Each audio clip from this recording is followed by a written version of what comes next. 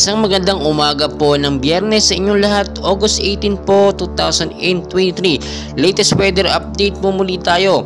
Very clear pa rin po at wala pong sama ng panahon sa ating Philippine Area of Responsibility. Pero may malakas po na ulan madalas tuwing hapon po. Yun po yung isang biglaang bugso na tumatagal po minsan ng 1 hanggang 2 oras. Southwest monsoon po yun or hanging habagat. Pero ngayon po meron po tayong binabantayan na active low pressure area bandang Silangang Mindanao.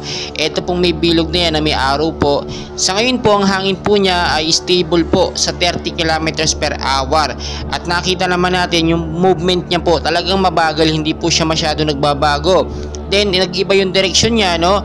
Ang akala nga po natin paglipas lamang ng ilang mga oras ay bibilis or tatakbo ito, bigla itong lalapit sa ating Philippine Area of Responsibility. Pero nakita natin stable siya at hindi siya dapat maging banta, hindi siya nagiging banta or posibleng maging banta sa ating bansa ngayon.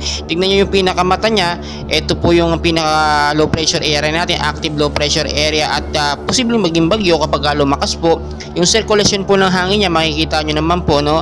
Medyo mahina po, wala pong masyadong movement, pero magkagayon man posibleng pumalo po yan kapag lumakas yung hangin. Doon po kasi pagka lumakas po kasi yung hangin niya, so sabihin natin 30 km per hour, pag pumalo po ito ng 50 or 60 km per hour, malakas na po yung sirkulasyon ng hangin niya. Posible na po yung pumasok or dumirekta sa Silangang Mindanao natin kung doon po tutumbok ang kanyang direksyon. Sa ngayon po pinag-iingat pa rin po ang bawat isa dahil tuwing hapon po talaga isang biglaang bugso na malakas na pag-uulan. Minsan may kasama pa pong pagkulog yan. Mabilis pong babaha kapag ganoon kalakas ang ulan. Especially po lagi mag-ingat yung mababang lugar po, yung mga bahain, no? Lalo na sa Metro Manila. Dalang-dala na po tayo kapag may bagyo, sa kapalan tayo naghahanda. Maging I'm ready po tayo sa mga posibilidad na mangyari dahil never and ever po natin mapipredict ang galaw po ng panahon. Kami narito lamang po para paalalahanan kayo sa dapat nating gawin, pati po yung mga lugar na matataas. Nag-iingat po kayo dyan kapag nagkaroon po ng patuloy na pag-ulan. Umiwas na po kayo kasi kapag lumambot po ang lupa, posible po magkaroon ng landslide at anytime talagang babantayan po natin yan. Sa ngayon wala pa namang sama ng panahon, so very cleared at wala tayong dapat pangamba.